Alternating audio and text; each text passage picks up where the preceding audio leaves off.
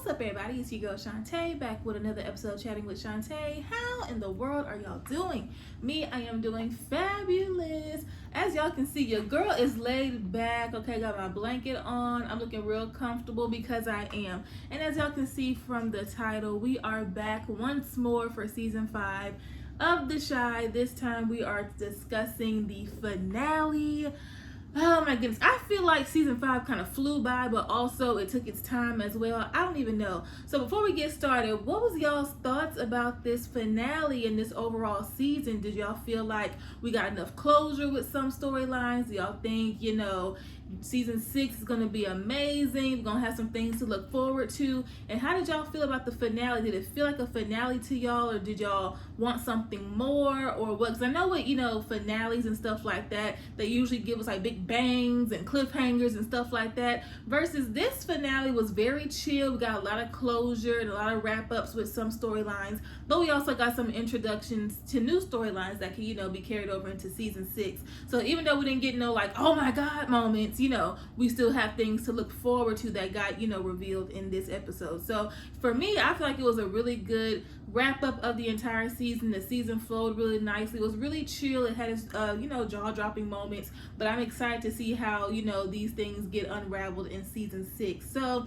if you haven't watched the finale just yet, I would advise you to pause this real quick and go watch it and then come back, because your girl don't do spoiler free. But if you're still watching, then hey y'all, so make sure you like, comment, subscribe, hit the bell so you're notified when I drop a video. Grab your snacks, grab your drinks, prop your feet up, and let's get it, let's go. So if you see me looking down, I have some notes here, okay? And y'all know I don't go in no particular order. I just take it storyline by storyline, but for some reason I always start with Keisha and them. So why would I change up at the finale, right? So we got Keisha, Emmett, Tiff, and Rob. So y'all know EJ, Emmett and Tiff's son, has been having his, little problems with his learning and keeping up with his classmates and stuff like that. So everyone in his life is playing a healthy role in making sure he is learning at the correct speed, at the right pace, right? So we see Keisha and Emmett helping him with the flashcards and stuff like that, and then we see the same thing with Tiff and Emmett, right? So while they're doing that, Emmett and Tiff, they really haven't had a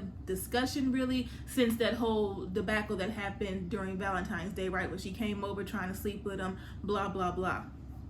So they're just trying to kind of avoid it and move past it, like, we're good, I'm sorry that happened, I told Rob, he told Keisha, everything's all good, let's move on. But they're realizing that they're in a much healthier place now versus how it all started and stuff like that. They're at a really good place, they're both with good people, their son is doing well, like they're really glad at the pace that they, have overcome and where they're at right now. So they do have another parent-teacher conference. Baby, tell me why all 4 of them popped up. I was like, it take all y'all, but hey, they are playing, major influential roles in EJ's life. So, they're all talking to Miss Green, okay, and she's noticing all these major improvements, and she's realizing that EJ has a good community and a good village of adults who are really taking their time with him, right? So Keisha's like, yeah, me and EJ be doing the flashcards, and we be reading these books, and he really likes that, blah, blah, blah. So everybody's like, okay, and Tiffany has this look of gratitude, and she's smiling a little bit, and the teacher is noticing as well. So she's like, okay. So she pulls Keisha to the side once the meeting is over, and she's like, listen, I see how invested you are and how much you care for the children and their learning. How would you like to, be a teacher's aide or a teacher's assistant? We do have a position open. So Keisha's like, okay, I'll think about that, thank you. So afterwards, Keisha and Tiffany finally have that moment where they can just talk amongst themselves. So they're both apologizing.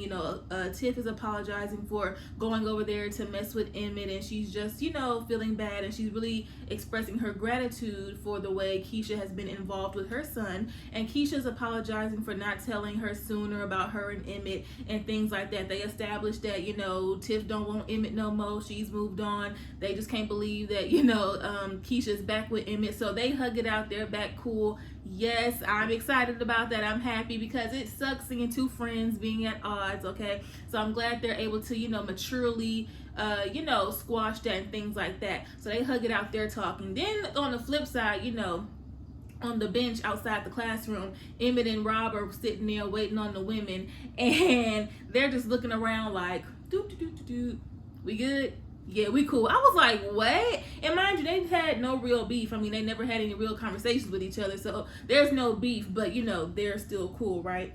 So that's that on that. And then I'm kind of skipping a little bit just so I can like talk about all these people at the same time, but then I'll go back. And then, you know, at towards the end, we see that Emmett was able to buy that painting that Keisha fell so much in love with when they went to their date at the museum.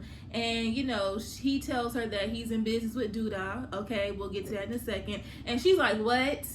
You just started working with the devil? Okay, well, that's gonna be interesting. So yeah, but she has the painting now. So as of right now, that storyline is complete. They're good, and now we're just gonna see how, you know, Emmett starts to operate with Doodah on his heels. That's gonna be interesting. So another real quick storyline is Jada and Darnell. So you know they're preparing to get married. They're discussing their vows and things like that. She's telling him we ain't having no more sex until after we marry, so it can be special, like blah blah blah. So we have the women. We have Keisha, Jada, Tracy, Nina, and Dre. They're all taking this premarital yoga class, right? Like a bachelorette type of thing. It's real relaxing, real zen, and everyone's just like surprised that they're at this point. So Dre makes it a point. She's like, I can't believe you and Darnell are actually getting married. Like, what the heck? You know, and of course, with the exception of Keisha, obviously, and Tracy, I don't think she went to school with them, but Nina, Dre, and well, I know Nina and Jada for sure. I'm not even sure about Nina, but whatever. But they all went to high school together. So Dre saw firsthand, you know, the relationship between Darnell and Jada and how rocky it was and stuff like that. So she's like, I can't believe y'all have actually made it to this point. So Jada's like, yeah, I mean, he's changed. We're in love. And, you know, when it's true love, you know, you just know. And so Keisha, she's like, yeah, I know what you mean. I mean, you know, Emmett's changed so much, and when it's real love, you know, you get a second chance. So everybody's like, yeah. Here comes Nina. And let me tell you what the funny thing about this part is. So here comes Nina after Keisha said that, and everybody's like, yeah, that's real nice. Here comes Nina talking about some, Keisha, don't be saying all that, because Emmett not off the hook, he ain't all that. Just coming all sideways. And Keisha looking like, girl, don't you know? I was like, girl, who are you? You don't even know her like that. Baby, tell me why I forgot Nina was Keisha's mama. I literally forgot that Nina and Keisha were mother and daughter.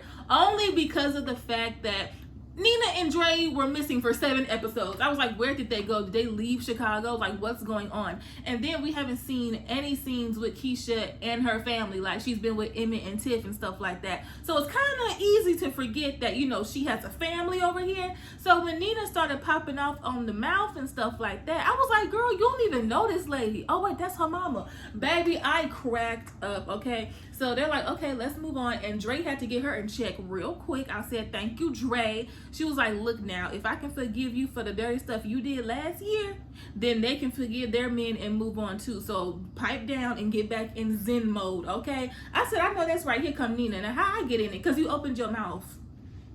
I'm so sorry. Like, Nina, please. All right, so that's them. Oh, and then of course they get married. They exchange these beautiful vows, and it's really good to see that they have overcome all these years of ups and downs and turmoils and stuff like that. Emmett has both of his parents together, you know, which may not seem like a big deal because he's in his 20s, he's raising his own kids and stuff like that. But I mean, you know, in a ideal, perfect world, of course, given the circumstances and depending, you know, a lot of us would like to see our parents together if it's healthy and stuff like that. But, you know, he's able to have his parents together. His kids are able to have both of their grandparents in the same home and stuff like that. So that's really beautiful to see. And then after the reception, because they're partying, they're getting it on, Darnell surprises Jada with a brand new home for them to move in to together as, what's their last name? Wilson. Right. Anyway, child, listen, I'm sleeping. But yeah, their first home together, okay? So that's sweet. But I was with Jada for a second. I was like, now how you gonna buy a house and I don't even know what it looks like? You're lucky I like it. Because listen, now if they had a discussion about the type of house that they both like and stuff like that, then okay. But if y'all had no discussion, you don't know what she likes, what type of architectural design she likes, and you just go out and buy a brick house, baby, now look, I would hate to, you know, put a damper on these wedding bells, but what? But luckily they like it and they're good. So we can safely say that chapter is pretty much not closed, but you know, no real loose ends. We're just gonna see how they are in their married life now. So yeah, Hopefully he don't be going messing up. Same for her too. But anyway, now we got the kids, and there's too many kids to list all their names, so y'all know I call them the kids. So Gemma is really adamant and really serious about this whole managing Maisha's career thing. They're over at Smokey's because that's the only available restaurant in Chicago. Let's do better next season. Like, Smokey's is the only place these people go to, but that's okay. So as she was, discussing the plan she has for Maisha's career, I just got flashbacks to the Cheetah Girls. Jackal Johnson, he was like, you're going to come into the studio, sign a contract, cut a demo. You're going to go on tour. Forget the school play. I mean, the school talent show. You finna go on the road. Okay, do y'all lip sync? All right, great. Like, Gemma was laying it all out on the table. And Maisha was like, girl, and what money? With what money? She was like, don't worry about that. I'm going to get the money. So we see Gemma, she's talking to Jake, and she was like, you think Smokey's is hiring? He looking like, what?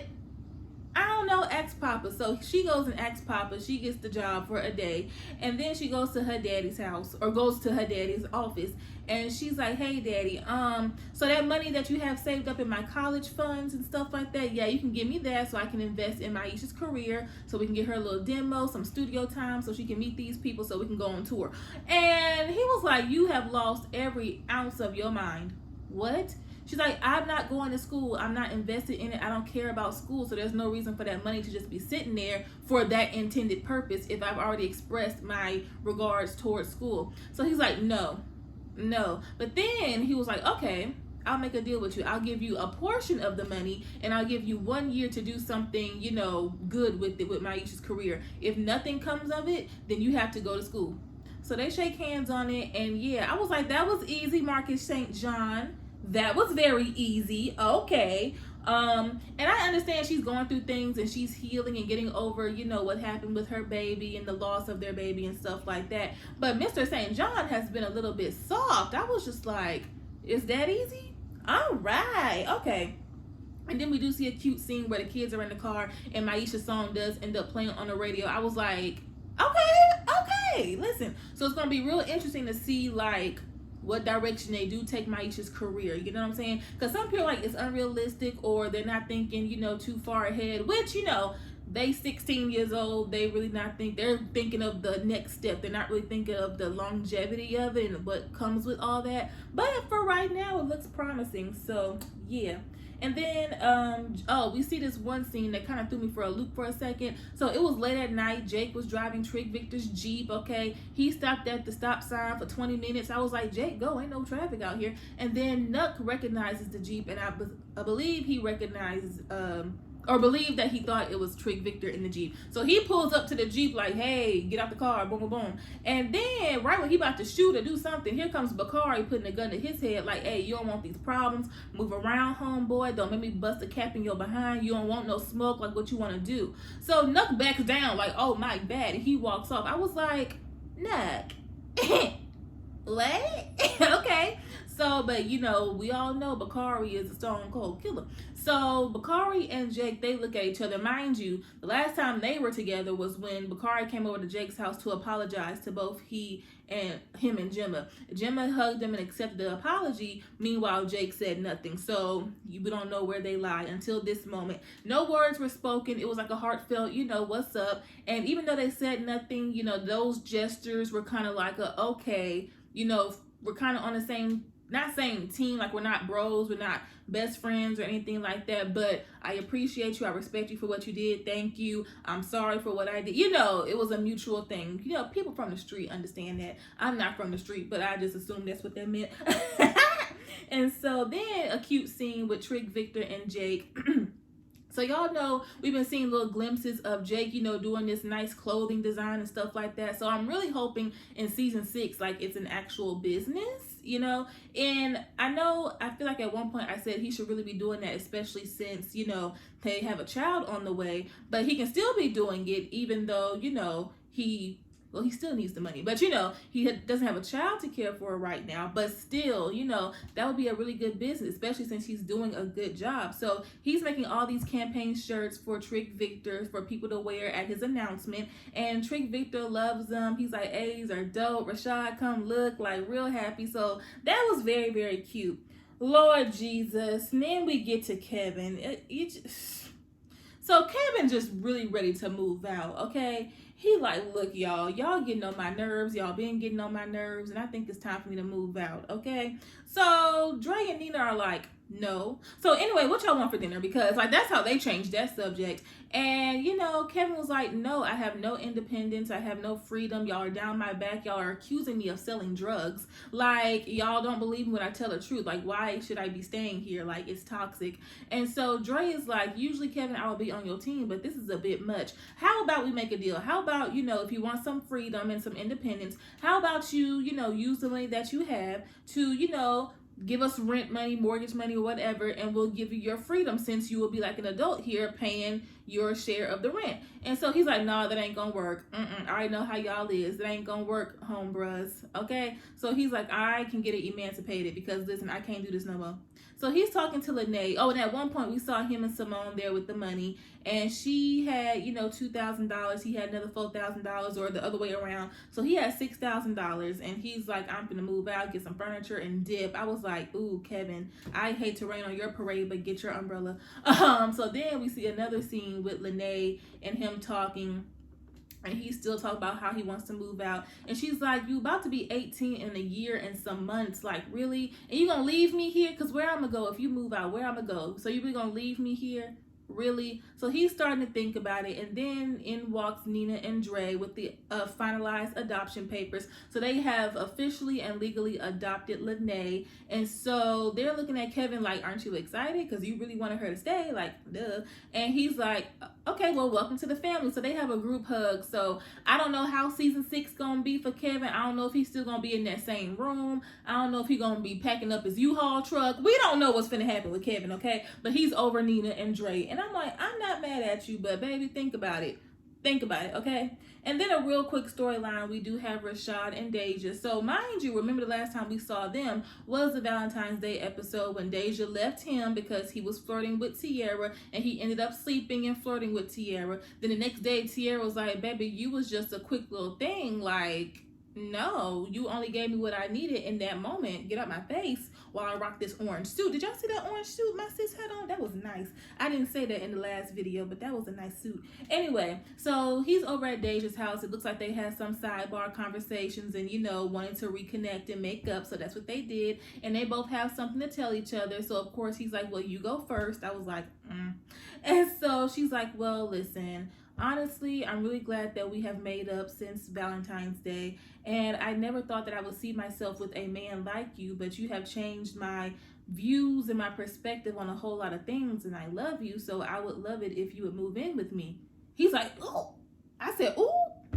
Any other time this would be great, but he got this harboring secret on his shoulders, and it's like, oh, snap. So he's kind of stunned because he knows that he has to tell her the truth about what happened with Tiara, right? So she's like, is it too soon? Are you not excited? Like, is it a no? Is it a yes? And he's like, I'm just surprised. Thank you. Yes. So they hugging, and he moves in with her, but he still hasn't told her the truth. So that's another thing that we're going to see if he comes clean with in season 6. And I'm just like, baby. All right, now this long last part. Okay, so we got Trick Victor, Fatima, Duda, Nuck, and Tracy. Okay, so we got Duda and Trick Victor. They driving around, right? Trick Victor's confused, like, what is going on? Where are you taking me? So they park somewhere, and he opens up the trunk and shows Trick Victor the body of Q. And I was like, now what is this for? Basically, he knows Trick Victor has a lot to lose, okay? And he knows Trick Victor really isn't fond of him like that. So it's kind of like, now that I've shown you that there's a dead body here, yeah. So if you mess me over, okay, you were here, you saw this body, just to have something to hang over his head. Then he makes Trick Victor drive him somewhere. I was like, girl, what?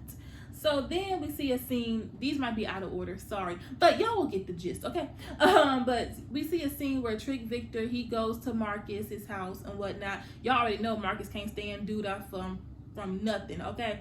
So, they're discussing, how Duda's antics are all out of control. And Trick Victor is like, man, I would really appreciate it if you would join my team. What do you say? And also, that videotape, yeah, we haven't released that just yet. But I'm going to give you the right signal, okay? You just hold on. We're going to release that tape. Don't worry. Just wait for my signal. So that's giving something, Marcus something to think about, joining his team and things like that. And he's just waiting on Trick Victor to give him that signal, right?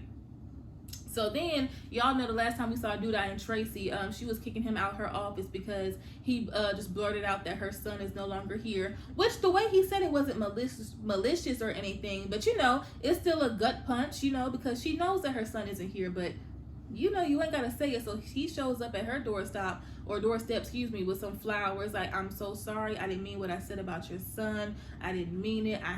Blah, blah, blah. So she's like, okay, that's cute. Where's Q? Because, it's been a little bit quiet here. He's like, I handled it. And then that's when we see Tracy and Trick Victor talk real quick at the Rock Center, and she's asking him, so do you know what happened to Q? I haven't seen or heard from him. And Duda said he handled it. Would you happen to know what that means? So he's like, no, not really. I really think you should stay away from Duda. And even at one point we saw Trick Victor say that to Duda, like, you need to stay away from Tracy because your antics, your behavior, your decisions are gonna put her in danger, and I can't have that. I really care for her, not in a romantic way, but y'all know they really, have a strong connection with each other. They really lean on each other, especially since the people that came into their organization is not really on the same side as them, so they really need to lean on each other for moral support. So yeah, but he was telling Tracy that you should really stay away from him. He's no good. Like, I know you in love with him. I know he be doing things to you in the bedroom, but girl, listen, it's plenty of fish in Chicago, please. And she was looking at him like, girl, that's my man. What you talking about? Never that. Otis Perry? You want me to drop him? I don't think so. She slammed that office door so quick. I said, Tracy, girl, please. She in love, baby. And then we see a scene where Duda, pays Emmett a visit at Smokey's after closing time. My thing is, Emmett was in the back and he heard somebody coming in through the door. If it's after closing hours, why is the door still unlocked? But anyway, we gonna bypass it because, whatever. Y'all remember the last episode, Duda was discussing, expanding small businesses and stuff like that with this woman that came into his office or whatever. And, they mentioned Smokey's and things like that, and how lucrative it is and how beneficial it would be for him to hop on board, invest in it, expand it, make it a franchise, blah, blah, blah. So now we're seeing that encounter. So it's Nuck and Duda, and they come in and, they sit down with Emmett, and he's like, listen, young man, I want to make you a very rich man, okay? I really want to invest in Smokey's. I want to turn it into a franchise and expand it. How does that sound? Like, how does it sound? So, of course, and we heard Emmett say this a while back, when he had one of those discussions with Tiffany about his future plans, like, I want Smokey's to expand and become a franchise so that way I can provide a good life for our kids, or my kids. And so now that he's in this position to accept an offer that will offer just that, it's like, okay, cool, but it's who the offer is coming from, because everybody in that city knows that Duda, no. It's a great offer, but if it was coming from someone else, it would be a little bit more safe. But because this offer is coming from Duda, he's kind of like in a situation where it's like, dang, do I really want to get in business with Duda because I'll be tied to him in that way? But also, do I want to make an enemy out of Duda because I'll be tied to him in that way? Like, you just don't want no ties to Duda, okay? Whether it's good or bad, right? Because even when it's good, it's not good. So that's why, when he showed Keisha the painting in their living room, and, she was asking how he got the money, she was like, or he said, I'm working with Otis Perry now. Hey, give me some. And she was like, oh, no. She wasn't here for it. So what else happened, Shal? Oh, yeah, so at one point we do see that the tape does get released just because Duda is just doing his own thing, being reckless. And so Tracy's watching the news. She's looking like, ain't this Tracy, girl, I told you season 5, episode 1 to run. When him and Q showed up at your doorstep, when you was trying to watch Waiting to Exhale, I told you to run. What did you do? You stayed there. And what's happening? You seeing this videotape and all this other type of stuff. The man you love beating up on this man, and you already know it's gonna be some hot water ish. Okay, so yeah, she's over it. She's like disgusted. He does pay her a visit, and he's, you know, apologizing. You know, he's like, I'm sorry I couldn't be the man that you wanted me to be and that I could be for you. Blah blah blah. She's like, please get off my doorstep, Otis. Okay. And so we see a scene where Nuck and Duda are talking, and they're talking about Q's family and things like that. So, or yeah, they had went to Q's house to get money and, you know, to get their belongings and stuff. And so Duda's sitting there and he sees a picture of Q and a young man, and he was like, you know who this is? And Nuck was like, yeah, that's his nephew. You know, he's in the weed business. He got these strong connections, and, you know, he bringing in money. Don't really talk to Q like that because, you know, he's not really close with his family, but yeah. So he was like, I need you to deliver the message that his uncle is dead. He said, bet.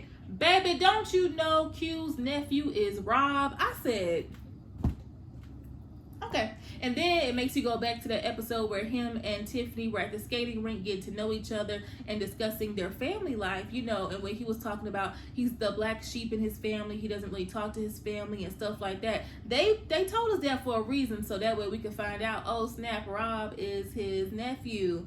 Oh snap. So Nuck tells Rob that your uncle's dead. Bye. And I was like, okay, thank you. So I'm not sure how that storyline is going to go, just because Rob wasn't necessarily close to his uncle, but that's still his uncle. And, you know, he did ask, oh, is the camera shaking? Sorry. He did ask Nuck, you know, who killed him, and Nuck was like, don't even worry about it, player. And so, yeah. And then Duda is telling Nuck how he needs some young buck in the streets to be his eyes and ears because he got to lay low for a while. And so, I almost said it.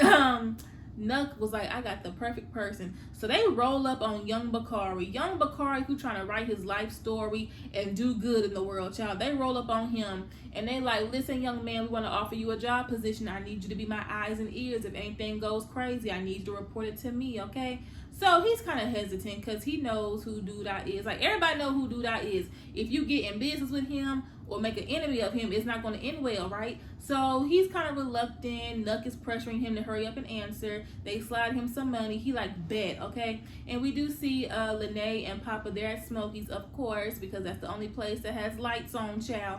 And Bakari comes in. He's dressed all fresh and stuff like that. And so Lene looking at him like, ooh, what you dressed up for? What you got going on? And he was like, I got me a job, you know. So she's like, if it's something illegal, I can't rock with you. I don't do no illegal N-words. I don't do them. And so he was like, but you cool with your brother though. I said, boy, I know you. I really hope you don't think that one sip of that lemonade and a few of them sunflower seeds got you permission to talk crazy. Boy, please. So, of course, Lene storms off because that's a really sensitive subject for her. You ain't going to be talking about her brother because you just some little boy from the street. That's her brother that was taking care of her until he had to go away. So he's like, nay, I'm sorry. Nay, my behind. Get out my face. And so Papa's just looking like, man. So then as it's wrapping up, we see Fatima and Trick Victor. They're talking and things like that. I was like, girl, if you say the words, I'm tired of feeling like a mistress one more time, but she didn't. Basically, she was like, listen, Trick Victor, I think you're amazing. I've enjoyed the hush time that we've spent together, but you know, after your campaign announcement, I am going to be leaving. There's really nothing left for me here, and you're going to be so busy, and I can't wait around on you to finally want to be who you are in public. So thank you, but I'm gonna be leaving. So he's like, oh no. And then we get to the final scene, which is the campaign announcement and things like that. So we see everybody wearing Jake's shirts. They came out really, really nice. Tierra's introducing him, and he comes up to give his speech, right? So he's looking around about to start his speech, and then he sees Fatima walking in the crowd. So that makes him forget all the pre-written speeches that he ever wrote for this one moment. He was like, you know what? I had a speech prepared, but I want to, you know, speak to y'all from my heart, if that's okay. So they're like, okay, we wouldn't have known the difference, child. We don't know what your speech said. So Tierra looking like, okay. So he was like, listen, y'all. Me and Tiara was never together. I don't even like her like that. Like it was just a publicity stunt. I don't even fool with her. We don't even know each other's real names, child. Like I don't even know her. I was like, dang, Trick Victor, just tell us then. So everybody looking around like, okay. And I know Tiara was like, man, what? Because remember, her whole thing is, listen, I will attach myself to whoever I need to get whatever I want. So now that he's blowing that cover, she like, man, ain't nothing here for me no more. Let me go ahead and go. So, you know, he was like, listen, if I'm going to be in, you know, the city councilman for Chicago and things like that, then I don't want it to be based off of lies. If you're going to vote for me, I don't want it to be, you know, because I lied to y'all and played y'all. I want it to be because y'all genuinely feel a connection with me, as do I. And I want y'all to know that I'm on your side. I want to do everything in my power to, you know, make this a better place to live, make it a great city and things like that. And also, I met someone who I fell in love with, and I don't want to push her away, and I don't want to, you know, hide us anymore, okay? I'm in love. It ain't with Tiara. Oh, no, not her. But I am in love, okay? So Fatima's in the audience like, I know that's right. I said, okay. And so, you know, everyone's kind of silent. You know how they do it in the cliche scenes, child. They're just looking around like, what? So Rashad looks around and he starts off the clap. Me and Deja both looked at him like, you ain't had to be the one to start it off. Don't draw attention to us like that. We don't know what this man talking about. Put your hands down. So, you know, they're clapping. They're like, okay, we see you. We respect you for being honest. Okay, cool deal. So he steps down. He's shaking hands. He's hugging people and stuff like that. And then he embraces Fatima, and they share a good old, healthy, passionate kiss, child. And then he turns around and stares at us in the camera for the last 15 seconds before it fades to black and the rolling credits come up. I was like, okay. And that's how season 5 ends. So we're going to see his, you know, life as, you know, a politician, child, okay? And in this, I'm assuming Fatima might stay, since, you know, a big reason as to her not staying and leaving was because Trick Victor, you know, wouldn't, you know, be honest about who he's with and stuff like that. Now that he's claimed her by kissing her in front of all these people and stuff like that, it's like, okay. So, and again, the whole time this whole thing has been going on, I don't think he was hiding the fact that they were together or liking each other because she was trans. That may have a small part to do with it. But I think, you know, he didn't want to be seen as a cheater. Now that he's told, you know, them that me and Sierra was never together, no, I don't like her, I love her, you know. And so I think that was it. But also, it's like, you know, you have certain communities and stuff like that that may not be as acceptive to you and your preferences. So it's a mixture of both things. But I hope it's not really the latter when it comes to being trans, just because he was in a full-blown relationship with a trans woman. Imani is kind of like, you know, y'all didn't realize this, y'all didn't know. So we're gonna see how all this plays out, right? So that was a good ending to a good season. Okay, I thoroughly enjoyed it, and I'm really excited to see how they, you know, introduce all these new storylines and things like that into the next season. I'm here for it. And again, I know some people kind of felt like, you know, the finale was a little bit lackluster, I guess, just because we didn't get the explosive moments, the cliffhangers, especially when we know there's a season 6. They could have given us a cliffhanger because we know we're gonna see it. But you know, when you don't know if the show's coming back, P-Valley, and then you give us a cliffhanger, P-Valley, and Diamond's still in the trunk, P-Valley. But this ain't about y'all. But no, but I like the way they did this. Not every finale has to be a big boom moment, you know. But again, it does set up the things for the next season, so that way we do get those moments. So I'm not mad at it. I was here for it, okay? So I want to know y'all's thoughts and opinions. What storyline had y'all wrapped up this season and all the way invested, okay? And who are y'all excited to see come back? And what storylines are y'all excited to, you know, witness on season 6? So congratulations to the Shy and Lena and everybody for the next season, and shout out to everybody that's a part of the Shy fam that be supporting me and watching my videos and things like that. I so appreciate it. Thank y'all so much. It's been such a fun season to review, and I can't wait to come back and discuss more for season 6. But until then, I will catch y'all in the next video. I love y'all. Bye.